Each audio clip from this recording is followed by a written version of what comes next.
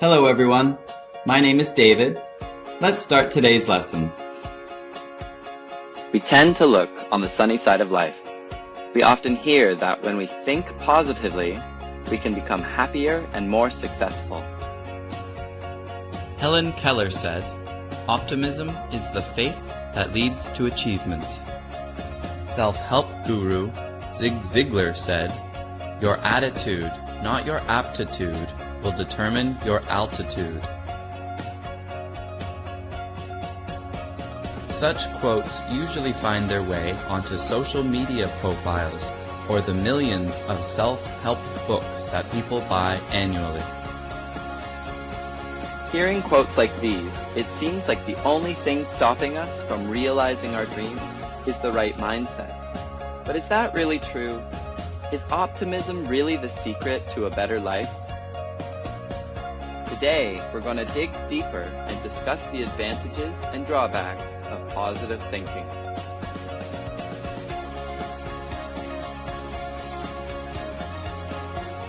This lesson has 3 parts. In part 1, we discuss the benefits of optimism. In part 2, we will look at the consequences of optimism bias. In part 3, we will talk about how to become a realistic optimist.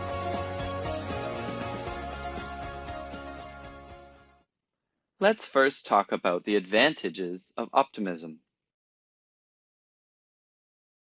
Optimistic thinking has benefits for our physical and mental health, as well as our work habits. Studies have shown that optimistic thinking can have a positive impact on our state of mind and our ability to deal with problems and stress. Consider this research paper by psychologists at the University of Pennsylvania. In the study, participants were asked to guess how likely they were to experience positive and negative events that month. For example, getting a gift or getting stuck in traffic. The study showed that mentally healthy participants assumed that positive events were more likely than negative ones.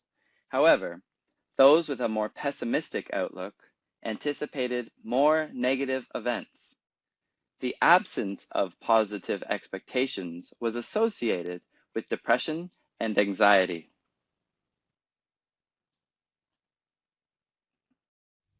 Additionally, at the University of Leiden in the Netherlands, cognitive behavioral therapy was used to treat pessimistic subjects to fight depression. The therapy focused on identifying a person's negative thoughts and replacing them with positive and realistic thoughts. Prior to the study, pessimistic patients showed a willingness to avoid problems, give up, or passively accept events. The study showed that after 1 session of treatment, patients were able to enhance their sense of control about the future.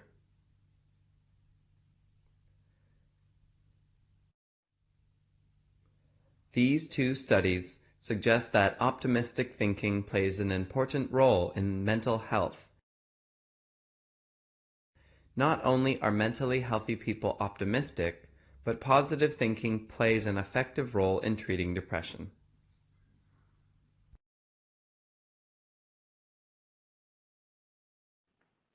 Optimism also has a positive impact on our physical health. Because optimistic people expect more positive outcomes in life, they tend to be less stressed and anxious. Stress and anxiety are harmful to our bodies and can damage our nervous and immune system. That may be why optimists are said to have stronger immune systems than non-optimists.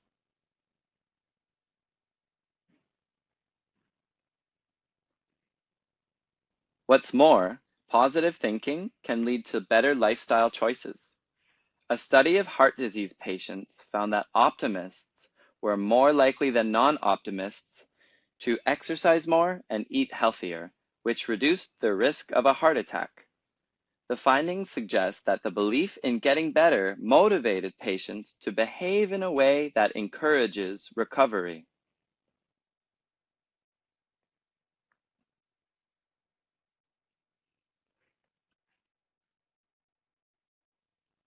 It is not surprising, then, that other studies suggest that optimistic people tend to live longer, too. In one survey of 97,000 people, optimists were said to be 14% less likely to die between the ages of 50 and 65 than pessimists.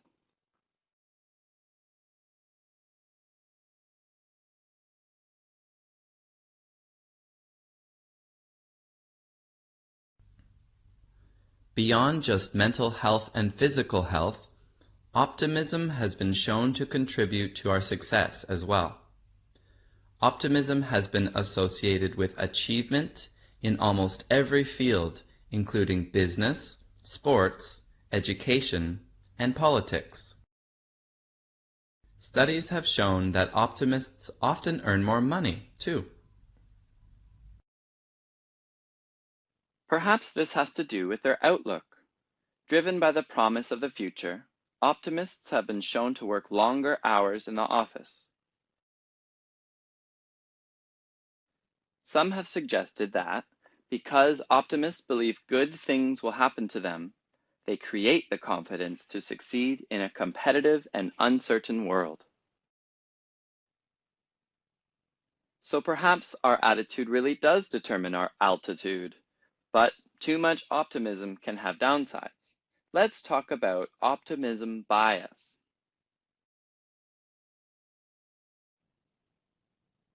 Optimism bias is the expectation that good things will happen more frequently than they actually do.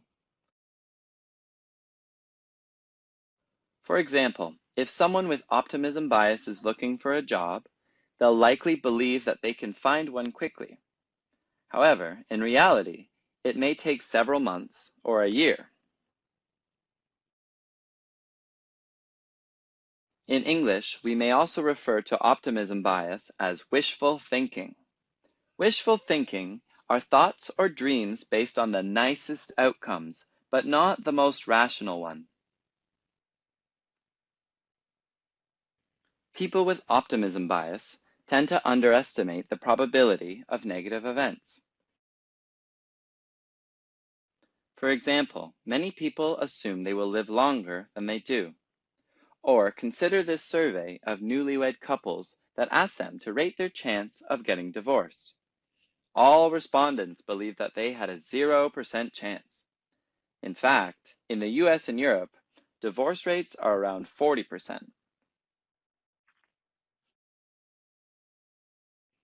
Optimism bias doesn't mean that people do not feel pessimistic or anxious about larger issues. Collectively, we may worry about the economy, climate change, and terrorism. Optimism bias refers to the optimism we have for our own lives.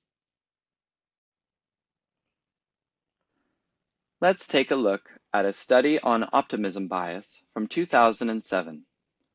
70% of the participants surveyed felt that families in 2007 had fewer opportunities than their parents' generation.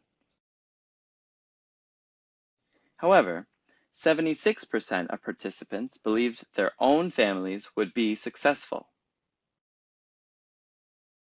Even if we despair at the country, it seems like we tend to believe that we'll be okay.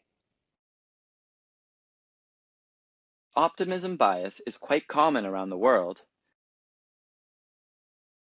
Studies have consistently revealed that about 80% of the population exhibit optimism bias. Studies have also shown that optimism bias exists regardless of age. Old and young people both display optimism bias. Of course, being optimistic is not bad. To achieve a better life, we need to be able to imagine it. In the case of finding a job, even if our optimism is unrealistic, a positive outlook can keep us motivated on our search. On a psychological level, optimistic predictions are satisfying. We feel good when we believe positive events will happen to us, and our confidence in a better future can help us manage anxiety and other negative emotions. However, sometimes optimism can be too much of a good thing. If we aren't careful, our optimism bias can blind us, leading to harmful consequences. Let's talk about some of the ways that we may be negatively affected by our optimism bias. Having an unrealistically positive outlook can cause us to underestimate risks, plan things poorly, and make foolish assumptions. Even though it's rare that we will experience negative, life-altering events, it's still important to be cautious. Going to the doctor regularly allows us to catch potentially serious illnesses early on. Buying insurance protects our homes, cars, and even bodies from unexpected problems. Rationally, it's wise to take precautions to protect ourselves. But overly optimistic people may engage in less precautionary behavior. When nothing bad seems like it will happen to us, why bother preparing for it? For example, people with this attitude may ignore troubling health symptoms because they don't think they're serious.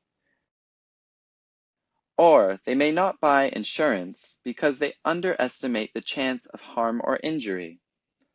In other words, they don't take precautions because, even if they're aware of the risks, they don't feel the risks apply to them.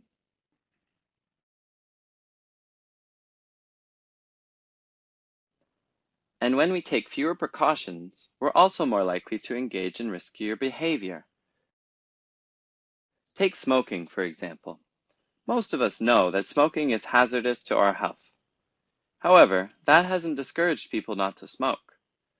One reason for this may be optimism bias.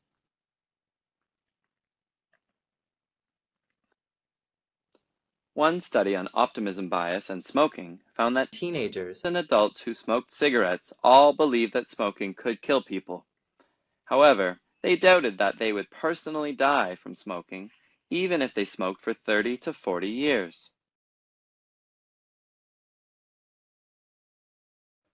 The participants were quick to rationalize positive beliefs. They answered that lung cancer was genetic, so it would be harder for them to get it. They also believed that if they did get sick, a cure would be available by then. Some even thought that if they were smoking for a long time and hadn't gotten ill yet, their bodies could resist lung cancer. So regardless of the actual smoking mortality rate, participants were able to find a positive excuse for why they likely wouldn't die from cancer, which, of course, just encourages them to continue smoking. Another example of bad behavior caused by optimism bias is drunk driving. In the US, one person dies every 51 minutes from alcohol-related car crashes. Yet such statistics do not discourage people from drinking and driving, or getting into a car with a drunk driver. People's optimism bias leads them to believe that such an accident will never happen to them. Optimism bias also accounts for poor planning. A major problem for governments and companies is accurately anticipating the costs of major projects, such as roads or business expansion. More often than not, costs run higher than expected. One study revealed that when assessing information related to costs, people made decisions based on optimistic assumptions rather than data.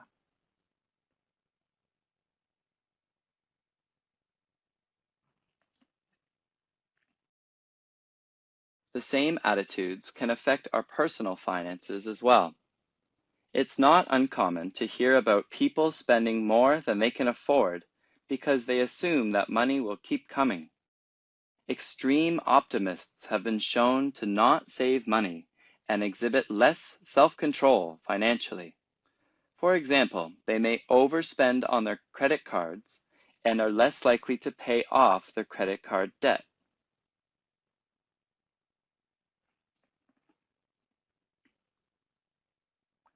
So with all the risks associated with optimism bias, should we all think more pessimistically? Not quite, but maybe more realistically. As with so many things in life, balance is key. We need to combine our positive outlook with a rational one. Let's talk about how we can become more realistic optimists.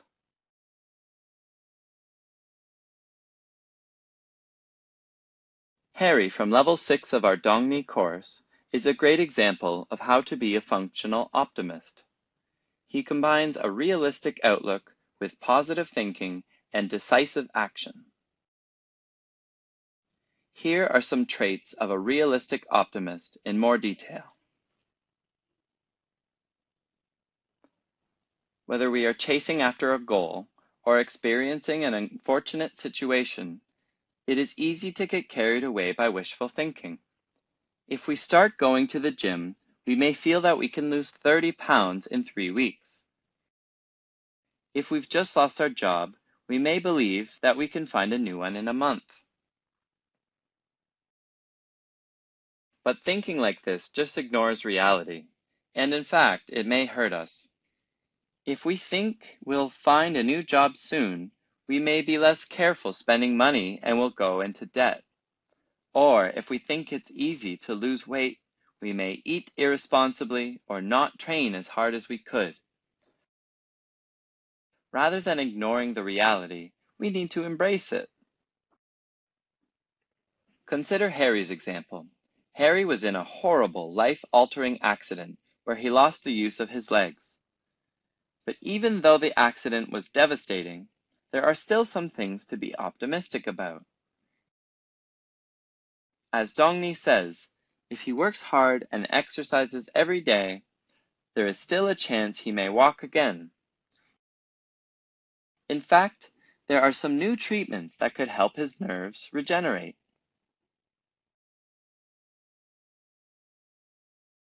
But Harry does not deceive himself with excessive optimism. He is aware of the challenges and knows that it will take hard work to recover. And even then, regaining control of his legs is not certain. Our Dongni course says that he is prepared for a long recovery and the possibility that he might never walk again.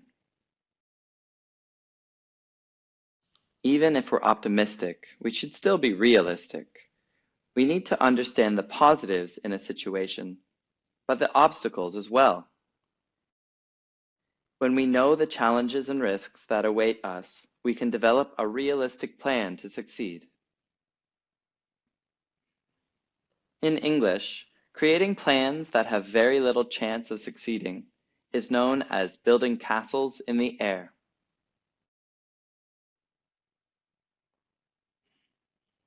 But being realistic doesn't mean being too serious. When we have identified challenges or goals that we want to achieve, it's our optimism that will keep us motivated. To return to the quote from Helen Keller at the beginning of the lesson, optimism is the faith that leads to achievement. Without positive thinking, it can be hard to work towards a dream, a goal, or a better future. Optimism gives us a reason to get out of bed in the morning. We can see this in Harry, too. Despite knowing he may never walk again, our Dongni course says that Harry is determined to think positively. His road to recovery is ambitious, and he will never make it if he doubts himself. With the right attitude, he can find a way forward.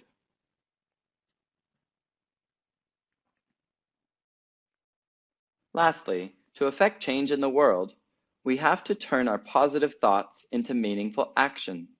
It is not enough to just wish for the best or hope everything works out. We need to identify solutions and work towards them practically. For example, if someone loves painting and wants to become a painter, they need to consider what steps they need to take to realize their passion. They have to plan out what classes to enroll in, what supplies to buy, and a consistent time to practice every day.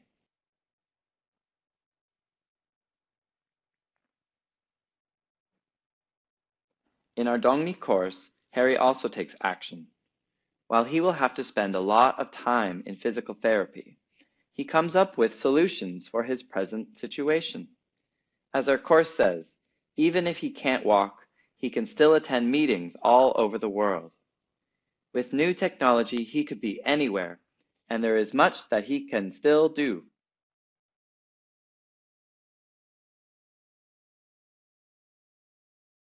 The course also says that Harry knows that he can use his arms and hands, and his brain is still functioning. As long as he can work, he will find a way. He chooses not to be the victim of his circumstances.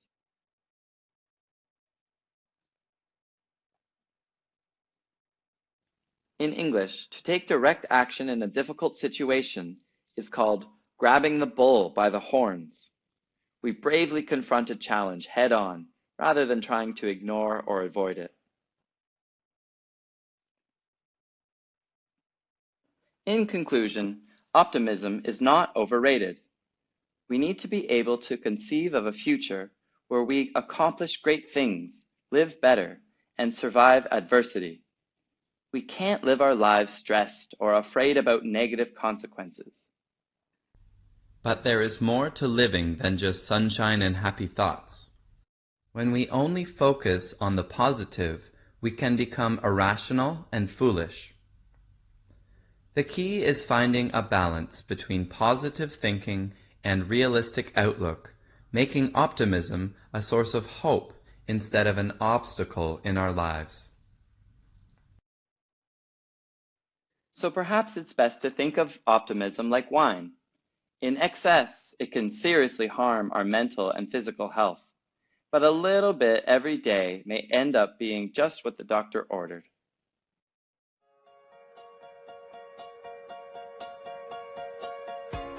Let's have a quick review.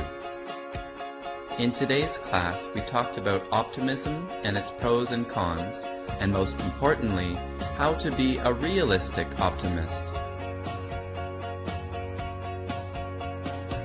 In the first part, we learned that optimism not only beneficial for our mental and physical health, but also contributes to our professional success.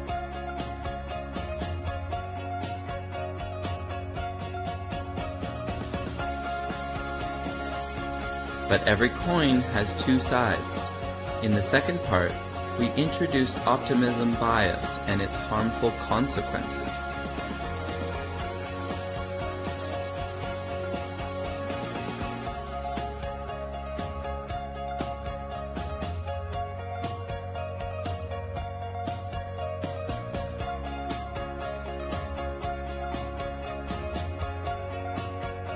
In order to live a positive life without being impacted by its negative effects, we need to learn to be a realistic optimist. In the third part, we learned from Harry that to be a realistic optimist, we need to think positively, evaluate a situation realistically, as well as make practical plans.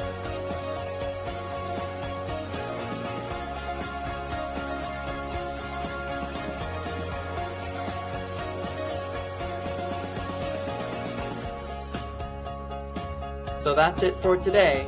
Thank you guys so much for listening, and see you